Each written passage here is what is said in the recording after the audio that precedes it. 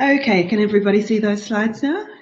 Fantastic. Good morning, everybody. I'm Nicola O'Brian, and I'm really excited to be here today. I'm phoning in to talk to you all from Sydney in Australia. It's Saturday morning, so I'm talking to you from the future. It's 6:30, and luckily it's summertime, so it's bright and sunny already. I really enjoyed the previous presentation. It was nice to see what other people around the world are doing because there are parallels in what I'm going to talk about in this lightning talk as well.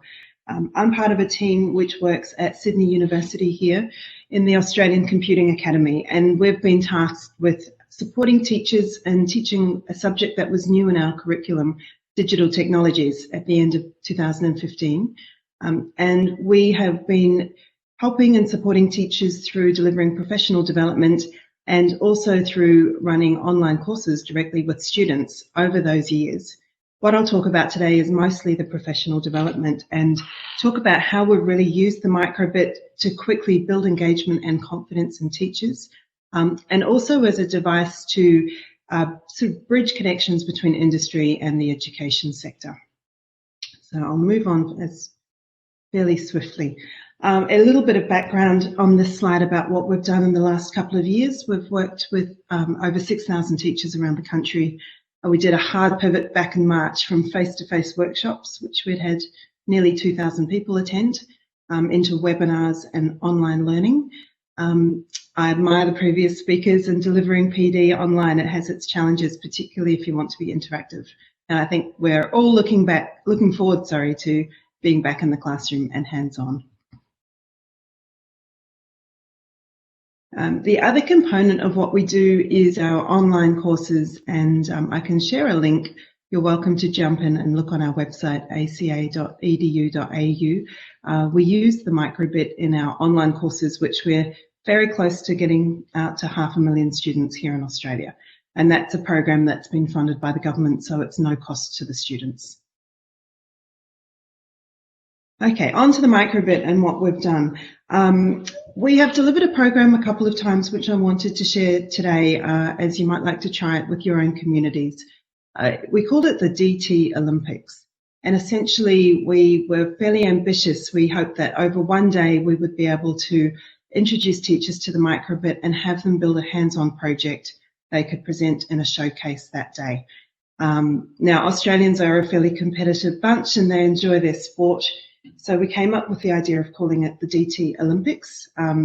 This was delivered to a mix of primary and secondary school teachers, but we had a lot of teachers who were not specialist computing teachers, particularly at the primary school level, where they're being asked to learn about coding as well as literacy, numeracy, history, geography, and all the other subjects. So we wanted to deliver some PD that showed the integration opportunities with the microbit and would give them that sense of their first win and feel really engaged with the content. So we asked them to create a project, and we'll take a look at just what that involved. The starting point for a lot of the students was here, the teachers, I should say. So we really began at the start and kept things as simple as possible, flashing an image on the LED to start the day. The day moved fairly quickly. So the structure of the day, we've run the session twice, and the first time we had around 180 teachers with us. We split them into groups of 3 or 4, and we started the day, once we had built some simple capacity with the coding, brainstorming for 30 minutes about how the microbit could be integrated into a sporting activity.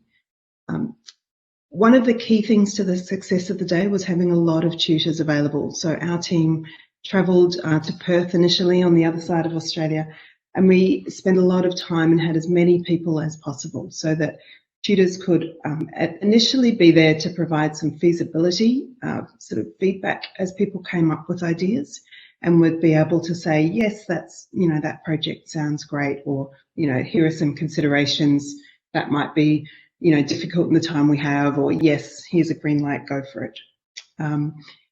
Students worked on their projects until lunchtime. There was a mad flurry of energy and resources being sprayed around the room and people running to get their projects completed.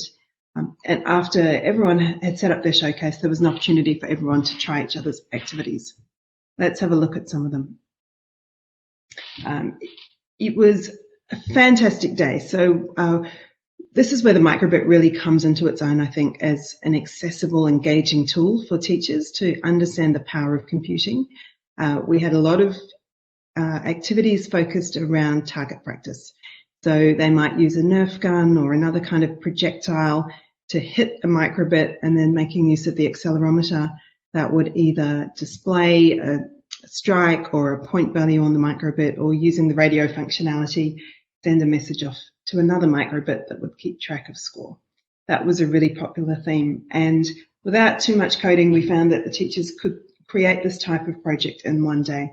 And as I said, they're a fairly competitive bunch, so once you use a variable to keep track of scores, things really went up a level.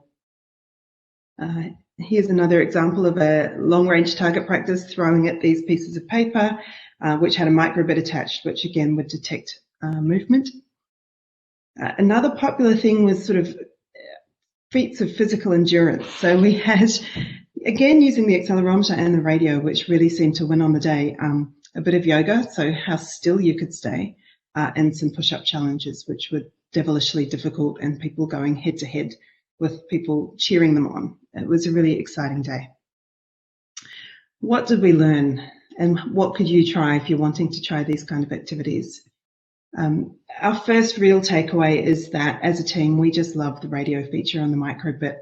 We're obviously really excited about getting our hands on the version 2 microbit, but you know, in the version 1, the microbit really is the winner on the day for quick communication between devices. And a lot of novices really grabbed onto that as the block they wanted to learn more about. Another key part of our learning on the day, and for the teachers too, complicated is not equal to cool. It's often some of the simplest projects that work the best. And using Make Code, we find teachers can really get the skills they need very quickly, and don't need to overcomplicate things. And sometimes that's the role of the tutor, is to pare things back and explain how they can simplify as much as possible. Another thing that we learned, tutors are essential. So, you know, this was a hands-on environment, and really the more people we could have on hand to answer questions and give that nudge when people got stuck, the better.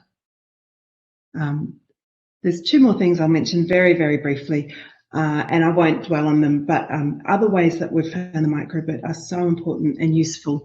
We have created challenges that let us work with industry to show students simplified versions of both automation and cybersecurity to explain networking, autonomous vehicles in the mining sector, and things like that. I'll jump over those because they need their own speeches on another day. So just in conclusion, teachers love building stuff. We know this. The microbit is a wonderful tool for building confidence. Having a project-based approach to professional development really generated ideas quickly and was a great way to get our teachers excited. So I would really encourage you to have a go. We found the microbit just a wonderful tool for large-scale professional development, and we can't wait to get back in the classroom with more teachers, hopefully next year. So thank you very much. I'll leave my details on the last screen. If you have any questions after, just get in touch with me, and I'm very happy to answer any questions you might have. Thanks, Kelsey.